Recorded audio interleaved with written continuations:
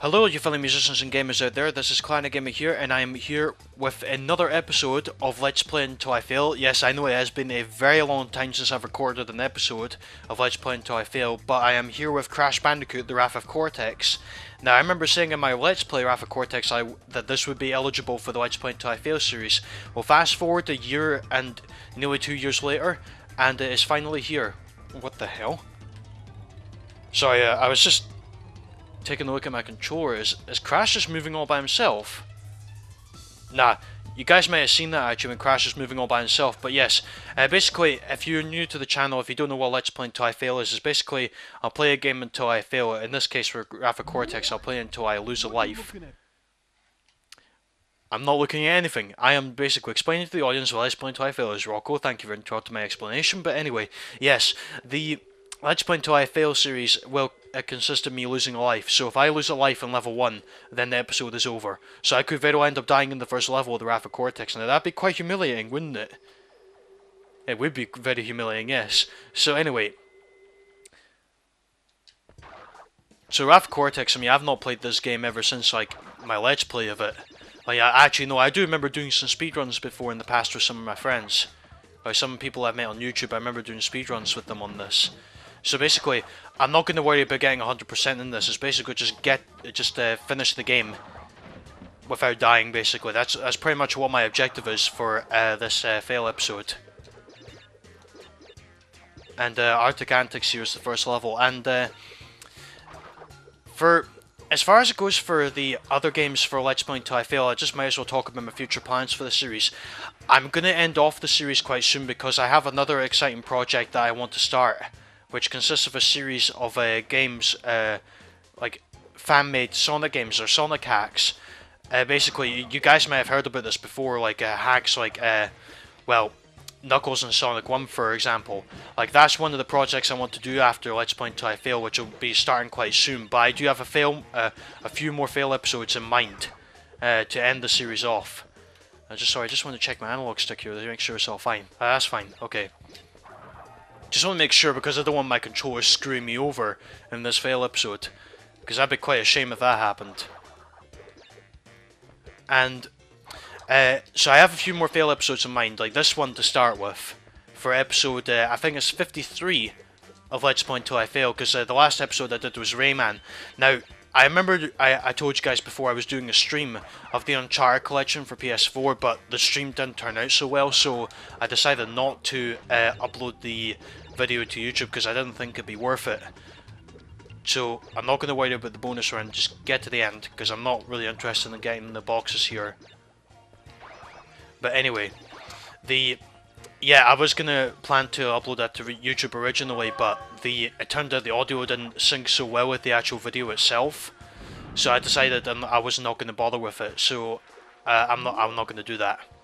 So instead, I'm gonna do the Wrath of Cortex, and we completed the first level, so that's a good start. So we don't die on the second level, unlike what I did in Crash Bandicoot 1. Oh, I remember that. That'll always be stuck with me. I know a lot of people will find that funny, but I mean, which I'm glad you do, of course. I mean, I'm glad you guys like that, because I mean, it was just a stupid stipulation to put myself to not use any Aku Aku masks. But this time I'm not going to be so hard on myself.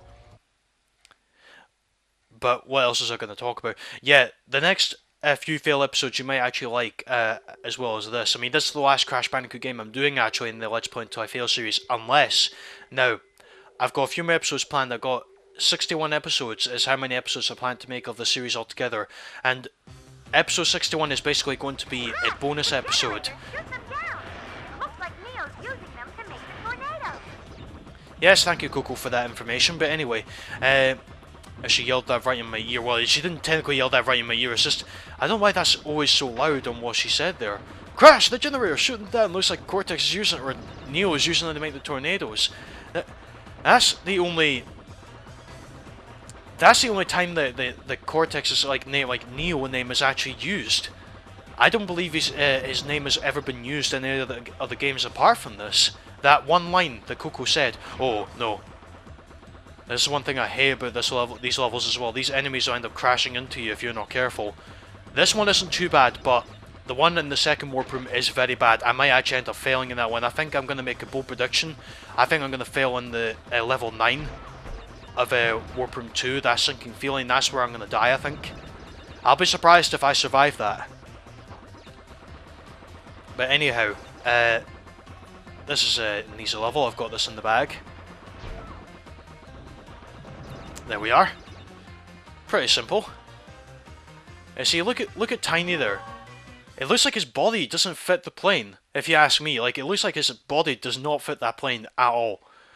But anyway, talking about the bonus episode that I'm going to be doing, basically, you guys have the opportunity to vote for the best fail episode I've done. So what I'm going to do basically is how I'm going to look through my previous fail episodes I've done, see which ones have been the most popular in terms of views, likes, or comments, and I'm going to pick out the ones that have been the most popular, and I'm going to put them in a poll. And once I set up the poll, I'm going to upload a video saying you can vote for the what you want to see in the bonus episode. So basically, I am going to be redoing a game to end it off, and you guys can decide what game that will be when it comes to that time for me when I create the poll for what games will be in it. So that's pretty much what it will be for that, and after the Let's Play Until I Fail series, I'm going to do the Sonic Hacks series. I'm just going to try out quite a lot of the Sonic Hacks actually. There's quite a lot of them out there actually. I'm very keen to try it out. Now, Bamboozled. Now, fun fact actually, this is the only level that doesn't have any enemies in it. There's literally no enemies in this level. So the only thing that can kill me is if I fall down a hole. That's the only thing that, yeah, and I took that shortcut there. I was pretty confident in taking it. Now, I was going to say I was pretty confident in taking that shortcut, and if I died, then I would have eaten my own thoughts. But, yeah, this is the only level, like, I think, that doesn't have any enemies in it. Which kind of surprises me, considering that this is the first ball level in the Wrath of Cortex. And yet in the next one, in Eskimo World, there's enemies in there. Well, the only enemies in there are the penguins, and the sub-bosses like Tiny Dingodile and Entropy. I'm surprised that Engine doesn't have much of a role in this game.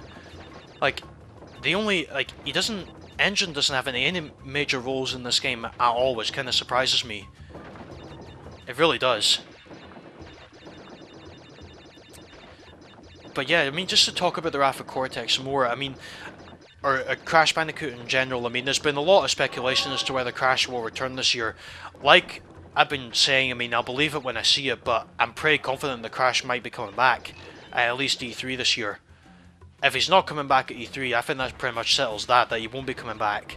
But I don't know if you guys have ever heard about this, but for those who still think that Activision own the rights to Crash Bandicoot, well, I've got a bit of news, well, pardon me, I've got a bit of old news, or a little bit of news for you.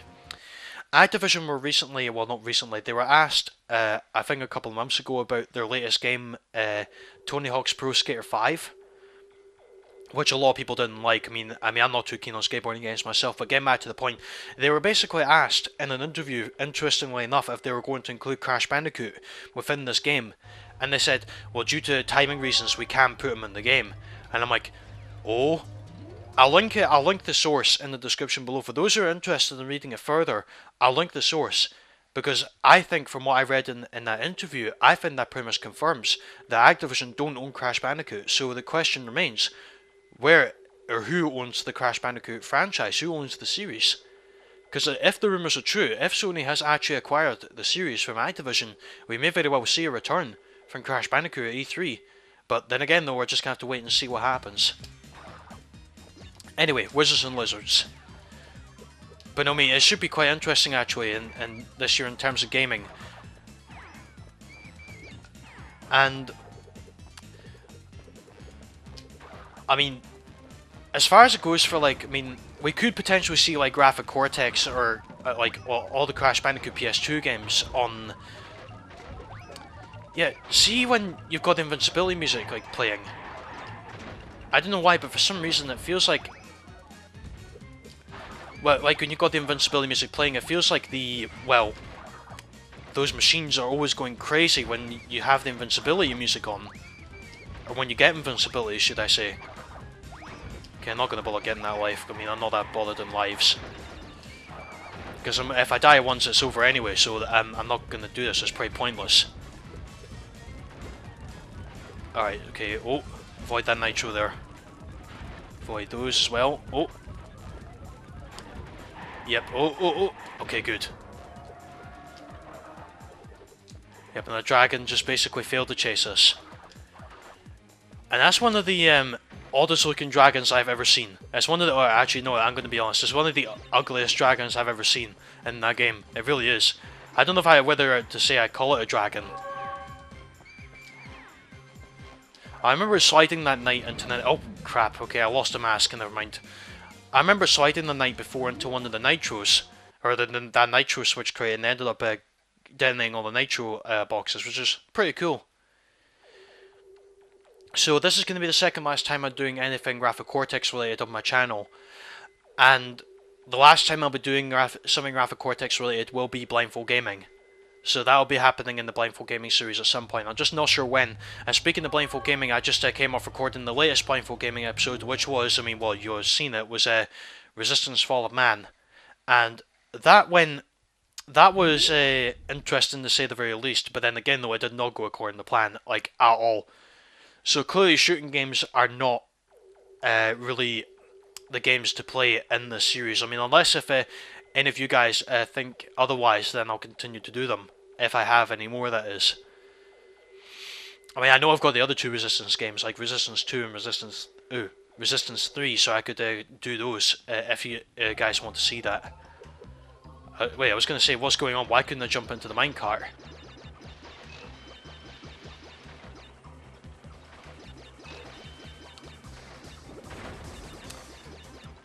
Okay, so Compactor Reactor, I like the music to this. I mean, it's fantastic. And I've got to say as well, since we're close to the end of Let's Play Until I Fail, the series, I just want to say like a huge thank you to Teal Game Master. I don't know why my cart ended up going by itself. A huge thank you to Teal Game Master for the huge inspiration for me to start this series. So I have to thank Teal a lot for that inspiration that he gave me to start this series, and I'm going to be ending off quite soon anyway. Now, so far in this series, I have never beaten the game without failing, so could this change for the Wrath of Cortex? It could potentially change. Well, I don't know if it will, but we'll see. Okay, I was about to run into those TNTs there. I need to be careful there, because sometimes I can end up falling into my own traps. Well, that doesn't really make any sense on what I just said, falling into my own traps. Oh, okay, good. Okay, I thought that guy was about to hit me with the bomb there, but he didn't. I thought he was about to drop me off a pipe bomb. Just referencing CM Punk now. Speaking of wrestling, I've looked up, even though I don't watch wrestling anymore, I looked up what was going to be happening like at WrestleMania this year, since WrestleMania is close, WrestleMania 32. And Shane McMahon made his return, and he's going to be fighting The Undertaker in Hell in a Cell.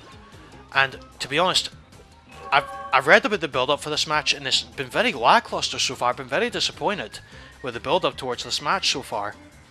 Okay, how the hell did I lose a mask? Okay, so if you... Wait, I did not even know this. All this time I've been playing Wrath of Cortex, and I did not even know this.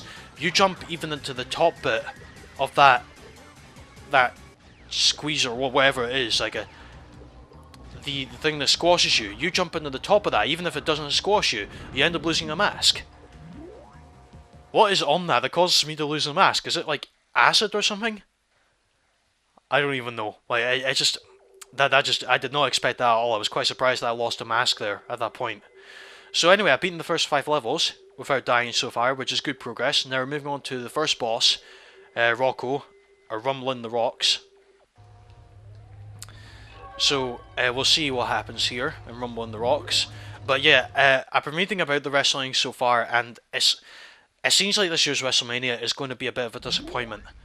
Because, you've got the main event, which I predicted would happen like months ago. Even though I don't watch wrestling anymore, even though I don't watch it, it's so predictable about what's going to happen. Because you've got Roman Reigns versus Triple H for the WWE title at the WrestleMania in the main event. And I can already tell who's going to win that. It's obvious that it's going to be Reigns because the WWE want to push him so much, even though the fans don't like him. Which doesn't make any sense to me why they still want to push him as a hero when they have the perfect opportunity to turn him into a villain, to make sure he really gets booed by the fans. I don't know what I mean. I'm just saying, like, it makes a lot more sense to me to turn Reigns heel or into a villain rather than, like, you know, vice versa. Oh crap! Right? No, no, no. Ah. Okay, I don't want to end up dying on the first boss here, so I've gone off to a bad start already with... Okay, what happened? I was about to say, did the game just glitch? Okay, but thankfully it didn't. I thought it was stuck there when I got those two balls there. So I got my first hit on Crunch. And we may very well see, just going back to my point about... we may very well see the Wrath of Cortex and Nitro Kart and Twin Sanity on the PS4 in the future, because, I mean, they have been putting PS2 games on the PS4. So could you imagine, like, the Crash Bandicoot games having, like, you know, trophy support, for instance? Oh, whoa, that was quite a close one there. Come on, where's that third rock? Come on, hit it. Come on, no, no, no, no. Oh, damn it. No. Okay, I think I'm going to use my analog stick here. I think that's probably my only hope here to beat this boss. Right, I've got 48%. This is not good. I might end up dying on the first boss here if I'm not careful. Okay, right, here we go. 4 balls now. Let's see if I can hit them all. Right, first one. Oh, second. Yes. 3. Oh crap, I knew he was going to hit that. Right, where's that? No, no. Oh, I could get it. Yes. That was quite easy. Alright then, first boss is defeated. Alright, so far so good. We've completed the first warp room without dying. It's a pretty good progress. Alright, sneak shoes. Yep, I know what they are. Sneak along without like touching any of the nitros. I mean, there's a unique power up, don't get me wrong, but you don't really use it a lot. I mean, especially like when in like Cortex Vortex, for example, in that death path, I did not tiptoe along those nitro coins. I basically just blew them all up, and then decided to take a risk to use the double jump and the death tornado spin, and I still made it. Anyway, so let's leave this warp room. Yeah, Ukuko, yeah, we don't care. Yep. Let's go into the second warp room and go into Jungle Rumble. Now, the second boss I could very well end up dying at, because I mean, I know that like a lot of people who have played this game have struggled quite a lot on the second boss, which I'm not entirely sure why. Because I mean, I will admit, guys, I mean, like when I first played this game, like the second boss I struggled with quite a lot when I first played this as a kid. But now when playing this, I mean, the second boss is a piece of cake to me. I don't mean to brag or anything, but it is like very easy to me, like to beat that boss. Alright then, so Jungle Rumble. Okay, so just gotta be careful here. Wait a minute, do I not have any masks? Oh crap, that's not good. Right, I need to get a mask like as soon as possible, because I could end up dying to those enemies there if I'm not careful. Okay, so just be careful. Right, don't let that enemy hit me with their arrow. Now, as far as it goes for a speedrunning tactic for this, without using the Crash Dash power up, I think the best thing to do, like for speedrunning, for those who don't know how to speedrun the game, I think a good strategy is to use the oh, forget that mask. Is to use the sliding function, like the slide ability, quite a lot, because that'll definitely get you it'll definitely get you, well, help you a lot in the speedrunning, I think. I know a lot of people use the slide jump, but for me, like the slide jump really slows you down, at least to me anyway. Alright then, so now we're just in the Jeep, and now the rhino's just going to start chasing us, and the rhinos could very well cause me to fail, or cause us to fail. No! No rhinos! No! No failing!